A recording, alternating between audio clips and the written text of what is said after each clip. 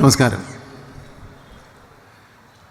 ഞാൻ ഈ അവസാനം സംസാരിക്കാം എന്ന് തീരുമാനിച്ചൊരു ചെറിയ കാരണമുണ്ട്.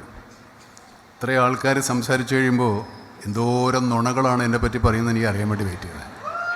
ഞാൻ അങ്ങനെയാണ്, അഹങ്കരിച്ചു, ക്യാമറ ഷൂട്ട് ചെയ്യാൻ വന്നില്ല, 3 ദിവസം ഞങ്ങൾ കാത്തിരുന്നു എന്നൊക്കെ പറയുമെന്ന് വിചാരിച്ചു. ആരും അങ്ങനെ പറഞ്ഞില്ല. ഏതായാലും വളരെ സന്തോഷം. ചന്ദ്രൻ, ഈ ടി.വി. ചന്ദ്രനൊക്കെ ഞാൻ സിനിമ കാണാൻ സിനിമയോ ആഗ്രഹിച്ചു തുടങ്ങിയ കാലത്തിന് ശേഷം കണ്ടുന്ന ഏറ്റവും വലിയ വിപ്ലവകാരിയായ സിനിമയായിരുന്നു. ശരീരത്തിലുള്ള സകല രോമങ്ങളും പ്രദർശിപ്പിച്ചിട്ടാണ് പുള്ളി ആ സിനിമയിൽ അഭിനയിച്ചത്. അന്നത്തെ ആൾക്കാർക്ക് അതിനൊരു വലിയ പുച്ഛമായിട്ടൊക്കെ തോന്നിയിരുന്നു. ഇന്നൊക്കെയാണെങ്കിൽ വളരെ കൊട്ടിഘോഷിക്കപ്പെടുന്ന സിനിമകളായിരുന്നിരിക്കും അത്. ചന്ദ്രൻ്റെ കൃഷ്ണൻകുട്ടി എന്ന സിനിമയ്ക്ക് ശേഷം അല്ലേ,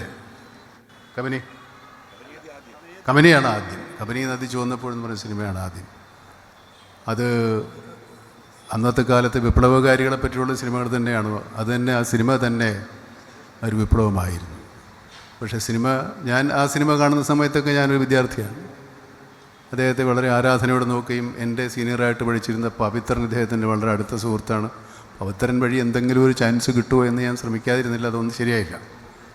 ഞാൻ ചാൻസിന് വേണ്ടി സമീപിക്കാത്ത ആൾക്കാർ ആരുമില്ല. എൻ്റെ വീട്ടിലുള്ള ആൾക്കാർ ഒഴിച്ച് ബാക്കി എല്ലാവരും ചോദിച്ചിട്ടുണ്ട്. അപ്പോൾ എങ്ങനെയെങ്കിലും ഇതിനകത്ത് കയറി പറ്റുക എന്നുള്ളൊരു ആഗ്രഹത്തിലാണ് ഞാൻ അന്നത്തെ കാലത്ത് സിനിമ കാണുന്നത് തന്നെ. എന്നെ എന്താണ് ഇതിൽ കാണാൻ സാധിക്കുക എന്നുള്ള ഒരു ആഗ്രഹമായിരുന്നു എനിക്ക്. സിനിമയിൽ വന്നതിന് ശേഷം പിന്നെ ഞാൻ അന്നത്തെ കാലത്ത് നമ്മുടെ പാരലൽ സിനിമയെന്നും ന്യൂ വേവ് സിനിമയെന്നും ആധുനിക സിനിമയെന്നും അത്യന്താധുനിക സിനിമയെന്നൊക്കെ പേരിട്ട് വിളിക്കുന്ന കുറേയേറെ സിനിമകളുണ്ടായിരുന്നു. ഞാൻ ആ സിനിമയുടെ ഭാഗമാകാൻ ആഗ്രഹിച്ചും വന്ന ഒരാളാണ്. വളരെ കുട്ടിക്കാലത്ത് മാത്രമേ എനിക്ക് കുതിരപ്പുറത്ത് ഓടിപ്പോയെന്ന വെടിവെക്കുന്ന വില്ലന്മാരെ ഇടിച്ച് വീഴ്ത്തുന്ന നായകനാകണമെന്ന് ആഗ്രഹമുണ്ടായിരുന്നു. സിനിമയെ കുറിച്ച് അറിയാനും പഠിക്കാനും സിനിമയിൽ വന്നതിന് ശേഷമൊക്കെ എൻ്റെ ശ്രമങ്ങൾ കൂടുതലും ഇങ്ങനെയുള്ള സിനിമകളിൽ അഭിനയിക്കണമെന്നായിരുന്നു. അങ്ങനെയുള്ള സിനിമകൾ അഭിനയിക്കാൻ കിട്ടിയ ഒരവസരവും ഞാൻ ഒഴിവാക്കിയിട്ടില്ല. ഒരുപക്ഷെ 100 ദിവസം ഓടുകയോ അല്ലെങ്കിൽ അത്ര വലിയ സിനിമ ഹിറ്റുകളാവുകയോ ചെയ്യുന്ന സിനിമകളായിരുന്നില്ല അന്ന് ഈ പറയുന്ന സിനിമകളൊന്നും. ഒരുപാട് സിനിമ മോഹികളുടെ സിനിമകൾ ഞാൻ അഭിനയിച്ചിട്ടുണ്ട്. പ്രത്യേകിച്ച് വലിയ വരുമാനവും വരവൊന്നും ഉണ്ടായിട്ടില്ല. എന്നാലും എനിക്കതൊക്കെ എൻ്റെ ആഗ്രഹങ്ങളിൽപ്പെട്ടതായിരുന്നു. അന്ന് ഭരതൻ, പത്മരാജൻ, മോഹൻ അങ്ങനെയുള്ള ഈ വളരെ കമേഴ്ഷ്യലല്ലാത്ത സിനിമാ പ്രവർത്തകരുടെ സിനിമയിൽ അഭിനയിക്കാൻ കൊതിച്ചു മോഹിച്ചിട്ടുള്ളതാണ്. പിന്നീട് അവരെ കൂടെ അഭിനയിക്കാൻ പറ്റിയെന്നുള്ളത് വേറെ കാര്യം. പക്ഷേ എൻ്റെ സിനിമാ മോഹങ്ങൾ അങ്ങനെയായിരുന്നു. അപ്പോൾ ഒരു കാലത്തും ചന്ദ്രനെപ്പോലുള്ള ഒരു സംവിധായകൻ്റെ ഒരു ഓഫർ നിരസിക്കാൻ എനിക്ക് സാധിക്കുമായിരുന്നില്ല, സാധിച്ചിട്ടുമില്ല. ഞാൻ നിരസിച്ചിട്ടുമില്ല. ഞങ്ങൾ ആദ്യം അഭിനയിക്കുന്ന സിനിമ പൊന്തന്മാടയാണ്, നിങ്ങൾക്കറിയാം. അത് 89-ൽ 90-ലാണ്. എനിക്ക് ശ്രീരാമൻ, നമ്മുടെ വി.കെ. ശ്രീരാമൻ, അദ്ദേഹത്തിൻ്റെ അമ്മാവനാണ് സിനിമയുടെ സി.വി. ശ്രീറാം ആണ് സിനിമയുടെ കഥാകൃത്ത്. 2 കഥകളാണ് അതും. ഒന്ന് തന്നെയാണ്, 2 കഥകളാണ്.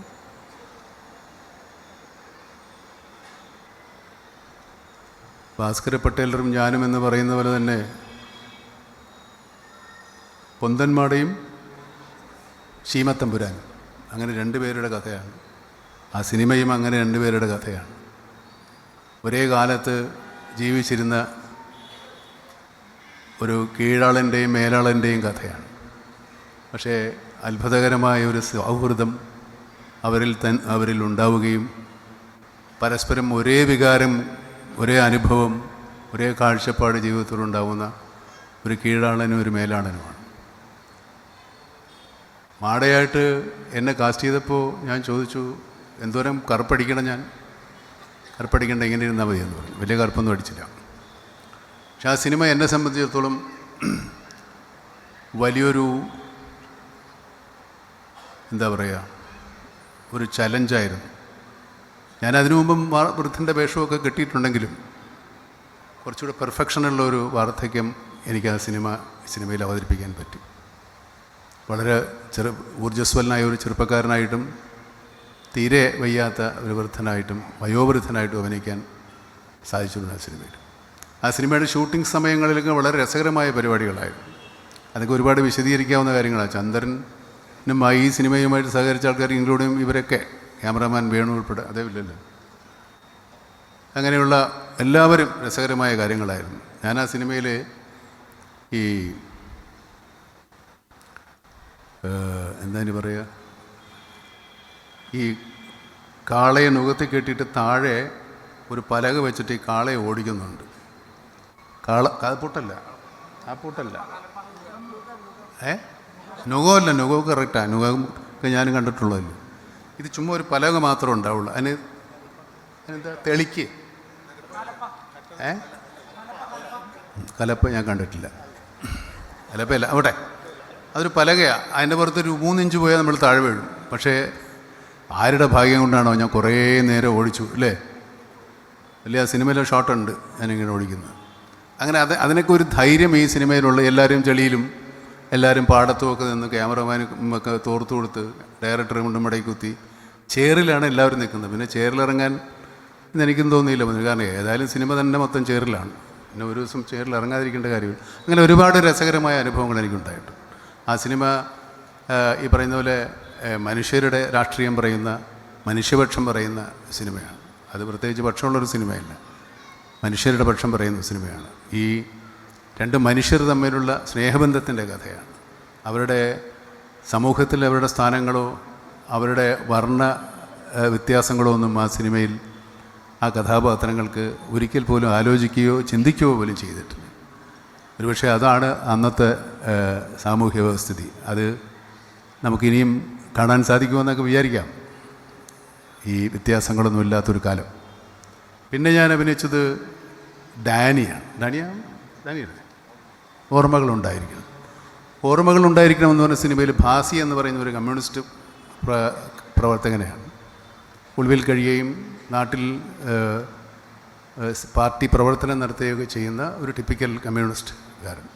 ഞാൻ ആ കഥാപാത്രത്തിനെ മോഡലാക്കിയത് എൻ്റെ നാട്ടിൽ തന്നെയുള്ള ഒരു കമ്മ്യൂണിസ്റ്റ് തയ്യക്കാരനെയാണ്. അത് തയ്യക്കാരൻ്റെ രൂപമൊന്നും അന്ന് ചന്ദ്രൻ തീരുമാനിച്ചിട്ടില്ലായിരുന്നു. ഞാനൊരു സൈഡ് ചെയ്യുക, ചുരുണ്ട മുടിയും ജുബ്ബയൊക്കെ ഇട്ട് വന്നപ്പോൾ ഏകദേശം കറക്റ്റായിരുന്നു. അങ്ങനെയുള്ള ആളെയാണ് എനിക്ക് പരിചയം ഉണ്ടായിരുന്നത്. അങ്ങനെ ആ സിനിമയുടെയും ഷൂട്ട് കഴിഞ്ഞു. കുറേ കാലം കഴിഞ്ഞു. പിന്നെ ഇടയ്ക്ക് കാണും, സംസാരിക്കുമെങ്കിലും പിന്നെ ചന്ദ്രൻ വന്നത് ഡാനിയുടെ കഥയുമായിട്ടാണ്. ഡാനിയുടെ കഥയിലും എനിക്ക് പരിചയമുള്ള ആളുകളൊക്കെ, അല്ലെങ്കിൽ എനിക്ക് പരിചയമുള്ളൊരു പശ്ചാത്തലത്തിലാണ് ആ സിനിമ നടക്കുന്നത്. ഒരു കടലോര ഗ്രാമത്തിൽ ഉള്ള ഒരു ക്രിസ്ത്യാനി, അനാഥനായ ക്രിസ്ത്യാനിയുടെ കഥയാണ് ഡാനി. ഡാനിയുടെ സിനിമയിൽ ഡാനിയുടെ കഥാപാത്രത്തെക്കാളും മറ്റു കാര്യങ്ങളൊക്കെ ഒഴിച്ചു നിർത്തിയാൽ ഡാനിയിൽ വളരെ പ്രധാനപ്പെട്ടൊരു കാര്യം ചന്ദ്രൻ പറയുന്നുണ്ട്. നമ്മളൊരു പക്ഷേ ശ്രദ്ധിച്ചു കാണാം, ശ്രദ്ധിച്ചിട്ടില്ലായിരിക്കും. ഡാനിയുടെ ജീവിതം, നമ്മുടെ നാട്ടിൽ നമുക്ക് സ്വാതന്ത്ര്യ സമരം നടന്നു, നമുക്ക് സ്വാതന്ത്ര്യം കിട്ടി, കുറേ കാലം ഇങ്ങനെ സ്വാതന്ത്ര്യ സമരവും കാര്യങ്ങളൊക്കെ ആയിട്ട് നടക്കുന്നുണ്ട്. നമുക്ക് സ്വാതന്ത്ര്യ സമര സേനാനികളായ കുറേ നേതാക്കന്മാരെ മാത്രമേ അറിയൂ. ആ കാലഘട്ടത്തിൽ ജീവിച്ചിരുന്ന മനുഷ്യരോ അല്ലെങ്കിൽ ആ സ്വാതന്ത്ര്യ സമരത്തിൽ പങ്കെടുത്ത നമുക്ക് പരിചയമുള്ളവരെയൊന്നും നാട്ടിൽ ആഘോഷിക്കപ്പെട്ടിട്ടില്ല. അതുപോലെയാണ് ഡാനിയുടെ ജീവിതത്തിൻ്റെ പ്രധാന മുഹൂർത്തങ്ങളിലൊക്കെ കേരള രാഷ്ട്രീയത്തിലെ ഒരുപാട് പ്രധാനപ്പെട്ട കാര്യങ്ങൾ നടന്ന ദിവസങ്ങളാണ്. സൗകര്യപ്പെട്ടാൽ ആ സിനിമ ഒന്ന് പോയി കണ്ടാൽ EMS മന്ത്രിസഭ വന്നതും AK ആന്റണി രാജിവെച്ചതും എല്ലാം ഡാനിയുടെ ജീവിതത്തിൽ ഒരു ചലനവും ഉണ്ടാക്കിയില്ലെങ്കിലും ആ ദിവസങ്ങളിലൊക്കെ ഡാനിയിലെ ജീവിതത്തിലും ഉണ്ടായിട്ടുണ്ട് എന്നുള്ളതാണ് ഞാൻ പറയാൻ ഉദ്ദേശിച്ചത്. സിനിമ കണ്ടാലേ അത് മനസ്സിലാവുള്ളൂ. എനിക്കൊന്ന് പറഞ്ഞു ഫലിപ്പിക്കാൻ സാധിച്ചിട്ടില്ലെന്ന് തോന്നുന്നു. ചന്ദ്രൻ വരുമ്പോൾ പറയുമായിരിക്കും അല്ലേ. ഡാനി അഭിനയിക്കുമ്പോൾ മറ്റേ കാര്യം പറയണം, കണ്ടല്ലേ? അത് നിങ്ങൾ പറഞ്ഞാൽ മതി, ഞാൻ പറയുന്നില്ല. ഡാനി സംസാരിക്കുമ്പോൾ ഡാനിയുടെ കാര്യം ചോദിച്ചോളൂ. ആ സൗഹൃദം ഇപ്പോഴും നിൽക്കുന്നുണ്ട്. ഇടയ്ക്കിടയ്ക്ക് പല സിനിമകളുടെയും കഥയും പറയും.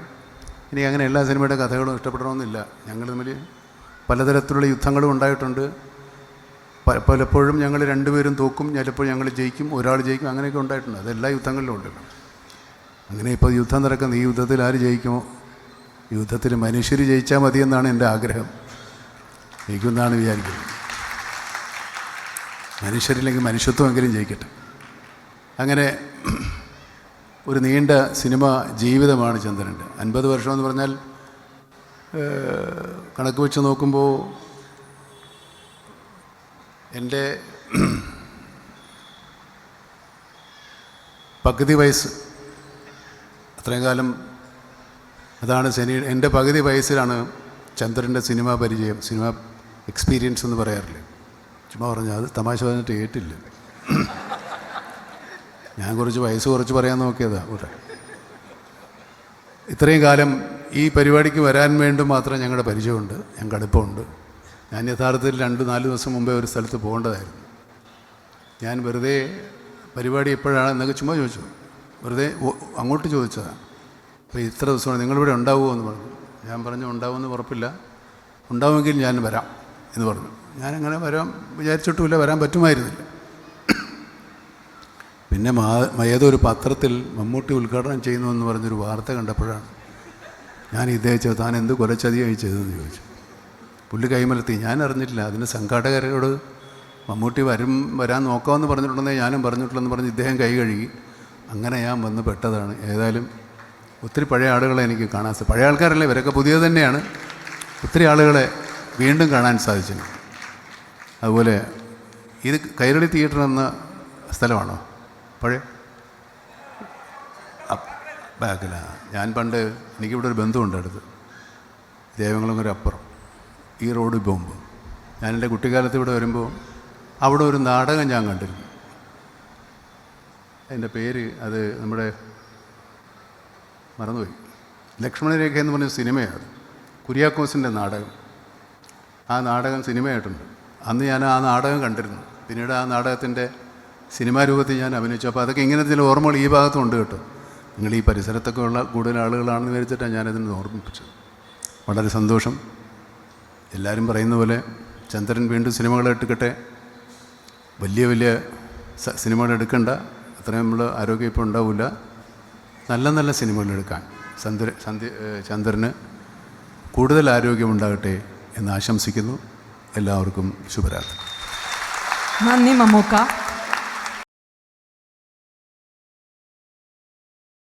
പൊന്തന്മാടയും കൊടുമൺ പോറ്റിയും രൂപത്തിലും ഭാവത്തിലും വൈകാരിക തലങ്ങളിലും എത്രമാത്രം വ്യത്യസ്തരായ 2 കഥാപാത്രങ്ങളാണെന്ന് നിങ്ങൾക്ക് ഏവർക്കും അറിയാവുന്നതായിരിക്കും.